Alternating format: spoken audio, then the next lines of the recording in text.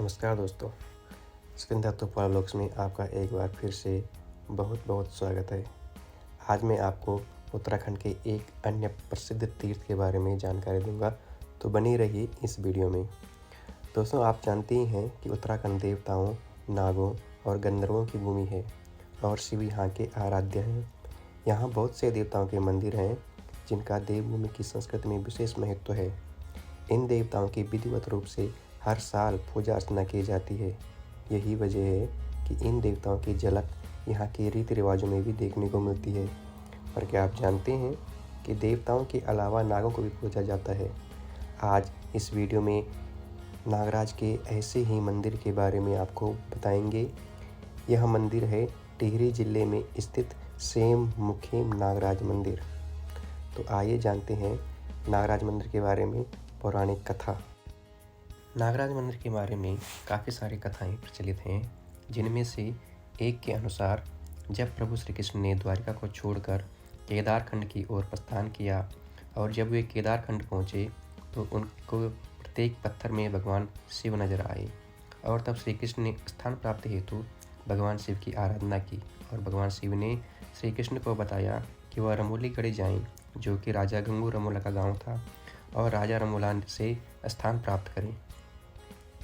जब प्रभु श्री कृष्ण रमोली गढ़ी गए तो उस समय वहाँ का राजा गंगू रमोला का आधिपत्य वहाँ पर था।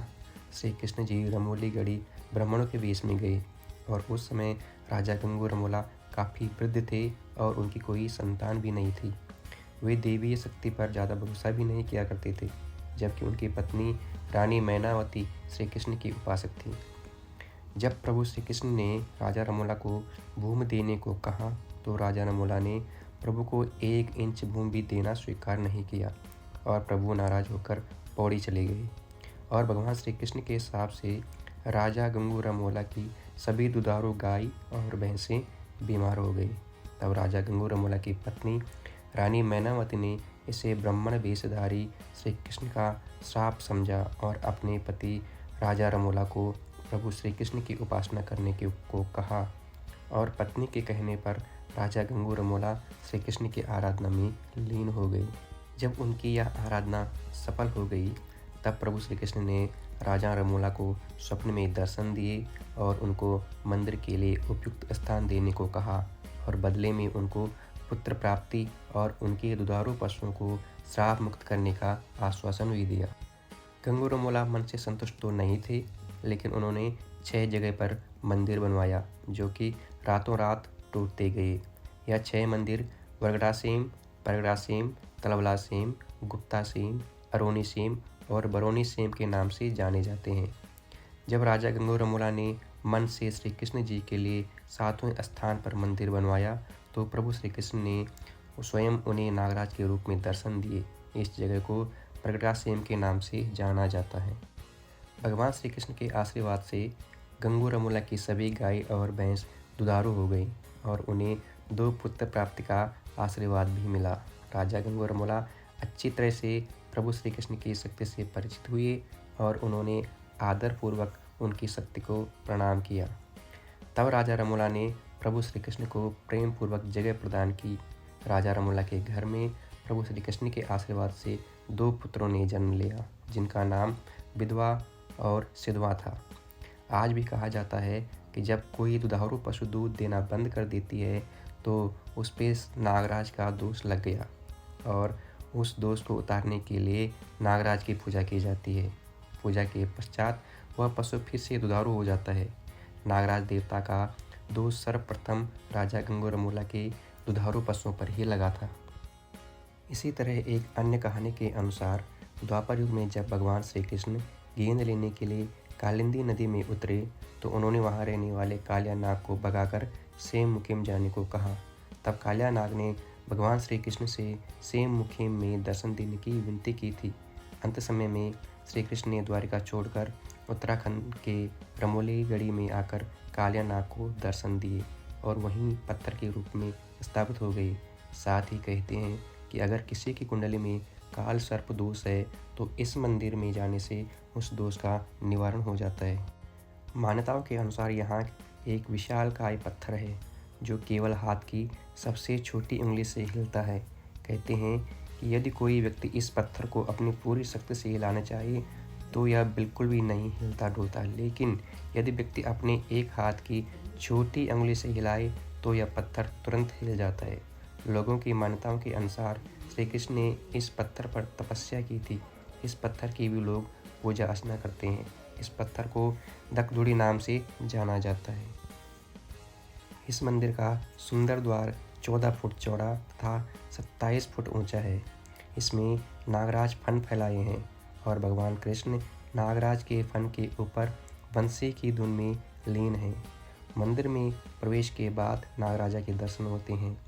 मंदिर के गर्भगृह में नागराज की स्वयंभू शिला है। ये शिला द्वापर युग की बताई जाती है। मंदिर के दाईं तरफ गंगू रमोला के परिवार की मूर्तियां स्थापित की गई हैं। सेम नागराज की पूजा करने से पहले गंगू रमोला की पूजा की जाती है। हर 3 साल में सेम मुखीम नागराज मंदिर में एक भव्य मेले का आयोजन होता है, जो कि मंगसीर माह की 11 गते को होता है। इस मेले में बहुत से धार्मिक महत्व हैं, इसलिए हजारों की संख्या में इस दिन लोग यहाँ पर आते हैं और भगवान नागराज के मंदिर में नाग नागिन का जोड़ा चढ़ाने की परंपरा है, जिसका अपना एक अलग महत्व है। अब आप देखिए मंदिर के अंदर और बाहर के शॉट्स।